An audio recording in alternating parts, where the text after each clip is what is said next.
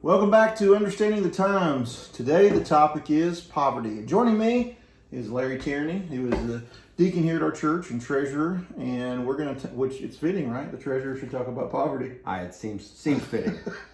And so Matthew 26:11, in that chapter we're seeing the narrative here where Jesus' feet is being washed. Mary has spent a large sum of money, almost a year's wages, to anoint his feet. And Judas becomes very jealous, says this money should have been sold for the poor. But now Judas's motivation, we find out, really is what? He wants to pocket it, right? Yeah, he's pretty self-serving. And so he makes this complaint, we should have sold this for the poor. And Jesus says what in Matthew 26:11? He says, you'll always have the poor. You won't have me forever. So you won't have me, but you'll always have the poor. So here we are in 2020. Do we still have poor people 2,000 years later? We always have poor people. So, what is the principle you think Jesus is getting at here? I think there's priorities. You know, the opportunity to learn from him, to appreciate what he was here to do. He understood that was a short time, and that our obligations to the poor did not go away, but we had to prioritize what we did and who we served. And obviously he was looking for their fealty and at that time, above being distracted by poverty. He also knew Judas's heart, so that does help, doesn't it? If you could see directly in. What if they had glasses where you could just see into people's heart? I would not want them. All right. The Bible also seems to indicate there can be an animosity towards the poor that people have. Proverbs 14:10 tells us the poor is hated even by his neighbor. To those who live next to the section hate, I mean, that would what we would say in our culture. So those who have government assisted living and things like that those would be the ones pointed to. They have to be in poverty in order to get that kind of housing. Yeah, you know, we discussed it earlier. I think we're probably more acutely aware of poverty being a problem, or being not really racist about poverty, but the idea of it's, they were building some houses in our neighborhood, and we were concerned that they might be such that they would attract a lower socioeconomic level. And so you think, wow, that's gonna hurt my property values, and so you gotta, well, wait, how are you really thinking in life? And so we are definitely more attuned to that problem around here than I think other things. I agree. All right, well, let's talk about this. Now, you have been a missionary. You were a pilot missionary in Honduras. Right. So you have lived places. Poverty in the U.S. is not like poverty in other countries. Is that correct? Yeah, and I think that's it's one of the things that we have to remember is that it's still poverty here, but it is not the kind of poverty that the rest of the world faces. The poverty we saw in Central America could range from just bamboo homes, split bamboo walls with just a few items, even to the point when we lived in the city, there were people who lived along the areas where there was kind of squatters, and they would have basically almost cardboard type operations. Yeah, I've read about like cardboard homes, cardboard cities, right? Yeah, we didn't have so much cities, but there were the occasions where that kind of poverty existed. So it's I have to guard myself against being cynical about somebody here who says they're poor. It's like, yes, they are poor. I can't really compare that and say, well, I've seen real poverty. You're not really poor. But I have to temper that. Just to be clear, what you're talking about is people who are living on less than $1 a day. Many cases, poor, yeah, right? Yeah, oh yeah. Where their primary diet's probably consisting of rice and beans, maybe, if they're lucky. Yeah, that's pretty much, yeah. And that's how they kind of get by, and living in sub-quality shelters, we'll just say that, to say the least. Yeah. All right, let's talk about the nature of poverty. where does poverty come from, and how should we think about the nature of poverty? How do people get into poverty? Well, I think obviously poverty is a result of the fall and sin. We were created in the image of God, and we all had, until sin, I mean, things were pretty rosy. But sin is just the nature of what we see in our society, where some have more than others, and that's not to cast aspersions on those who have a lot, but we're not the same, and that is a result of sin. Right. Now, sometimes folks think that the reason someone's poor is just because they won't work or they're lazy. We can say that Bible does say that is a reason for poverty. It says, the sluggard turns in his bed as the door turns on its hinge, and it makes it clear. Paul even says you don't work, you don't eat. There's a very clear biblical principle. Let's talk for just a second about the relationship of work and poverty. Is work something that is always directly tied to, or people who won't work, to poverty, or are there other reasons people may find themselves in that? Well, obviously there are people who don't want to work. I think that again, sin makes us probably lazy, but I would say that poverty can come from what you've been taught or what you've learned from others. There's a certain level of people who just will do just enough and no more. But it has many different sources. Some people are physically unable. There are people who are poor through no fault of their own. But then there are others who choose it, whether willingly or unknowingly choose it by life choices, and there's lots of reasons. We're actually seeing we're going to talk a little more about this in a minute, but what we call generational poverty, where poverty is passed from one generation to the next. Our teachers in the local schools, right? What do you want to be when you grow up, right? You were just sharing with me that you have friends in teaching. What do some of the kids say? Well, there was one incident related to me where a teacher asked, and the student said, what do you want to do when you grow up? What do you want to do when you graduate, kind of thing? And they said, we want to draw. I want to draw. And, so you immediately think, well, there's probably a place for artistic talents, but it was a different kind of draw. It was drawing a check from the government. So this was a life ambition. And it was, I think that one could be attributed to something they'd seen in their family. Passed down, yeah. I agree. Well, we would say this definitely. Poverty is an acute lack of necessary resources at some level. There's a lack of resources that are there. Right. There are also different types of poverty. There is physical poverty, and the Bible even mentions spiritual poverty. And you can even have those that are in both poverty. They're both in spiritual and physical poverty. All right, what about God in poverty? What is the Bible? What are we seeing biblically in God's instruction to Israel? And then we're going to talk about with the church and how Israel was to handle the poor they had, and how the church is to handle the poor, either within the body or in the surrounding community. Well, I think even, there are definite parallels between how Israel had to deal with the poor and how the church should deal with the poor. I think that it is not a bad thing to say the priority is, in Israel was to take care of the poor in Israel. And I think the same would be said for the church. The church has a direct responsibility to anybody who is a part of the fellowship to take care of their needs first. And that's not to say, we're not going to look at the rest of the world, but I think that is just the structure of how it's supposed to be done.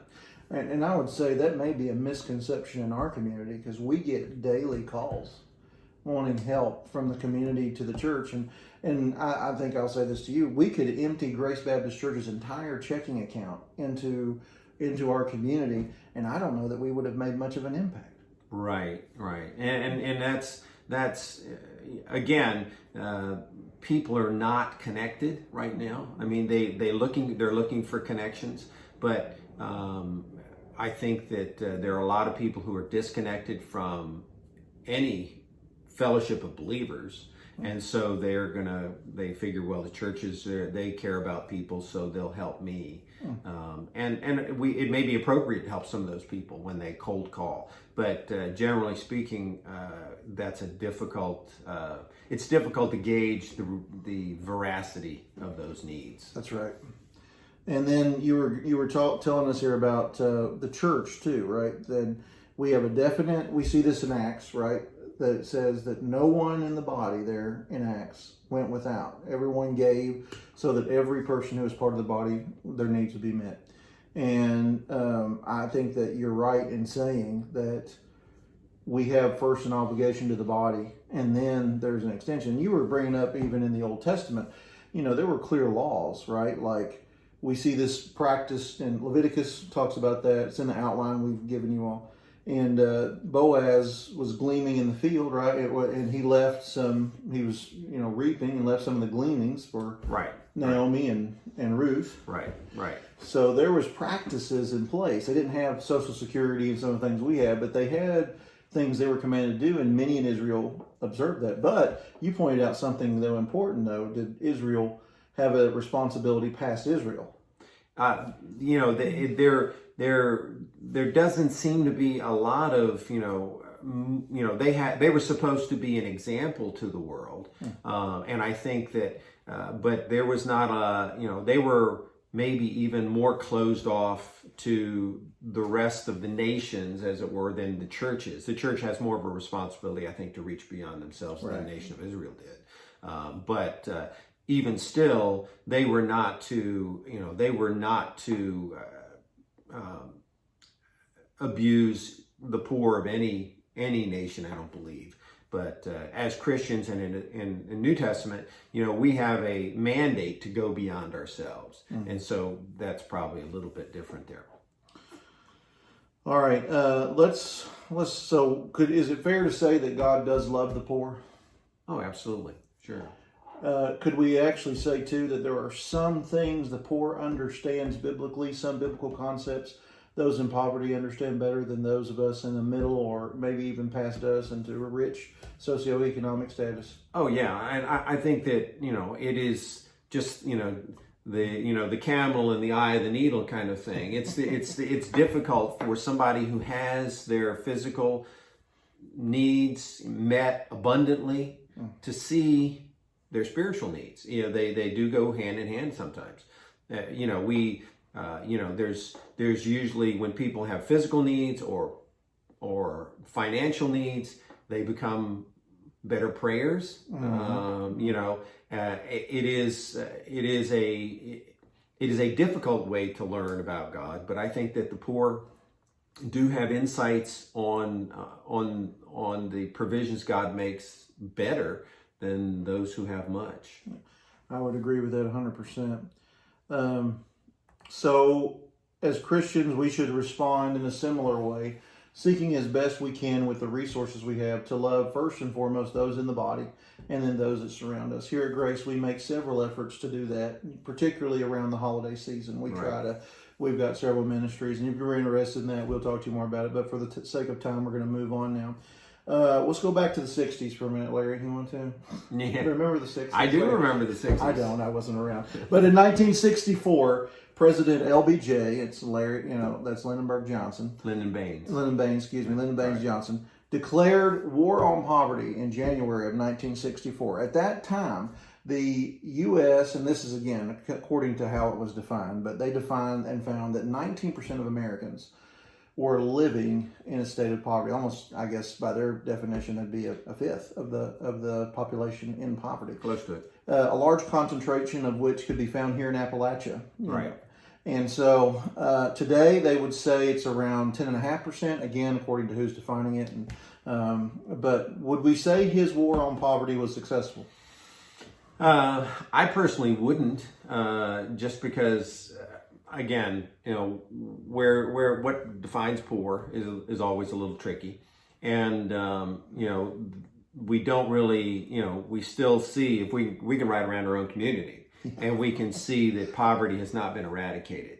Some would say, well, it's an ongoing battle. I'm not sure that, I'm not sure the way we attack it is appropriate, but it has not been remedied. Right.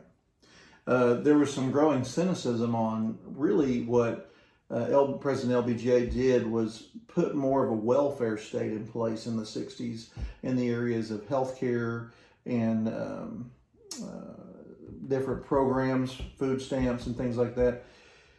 President Clinton in 1996 claimed that there would be an end to welfare as we know it. And I'm not sure that was accomplished. Yeah, like I said, there were some changes made where there were some obligations to those who are on welfare to work, kind of thing. I don't know how successful that was or how successful it might be to this day. I really haven't studied that extensively, but the problem has not gone away. And we're going to just circle back to land the plane here on where we started, and that was with the words of Jesus, right? The poor are always with you. Always be with us. And I think anytime as Christians we see a president stand up and say, I'm going to completely get rid of all the poor, I guess we would say, I don't think so. No. Yeah, and just to kind of in conclusion, one of the things that I mentioned earlier, I think that as the church, we have sometimes abdicated our responsibilities to those, even in our congregation, by saying, well, the government will take care of you. As I said, I think that dilutes the obligation of people to say thank you. It doesn't allow people who receive to see the sacrifice of others on their behalf, which is part of what we, that's part of the gospel. Seeing the sacrifice of Jesus on our behalf is a motivational thing. And I think that when we take that away, when it becomes this, vast governmental thing, it takes away that understanding of sacrifice for me.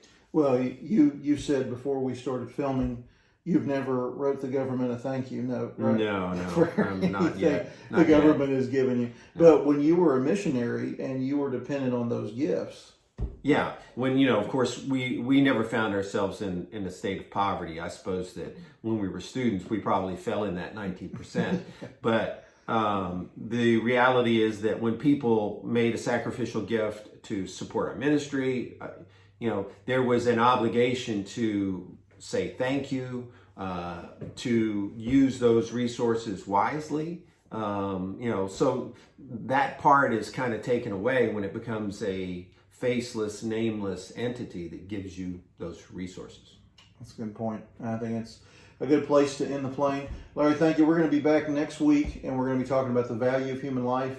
And because the election is really here, early voting has started here this week. Today or yesterday. And so the next week we're going to look at, just quickly, we're going to touch on feminism, abortion, assisted suicide, and racism. So we're going to try to cram all that in to one, because as Christians, we would see all those topics directly related to one issue, and that issue is, what is the value of human beings? Right. So tune in next week. Thanks for joining us.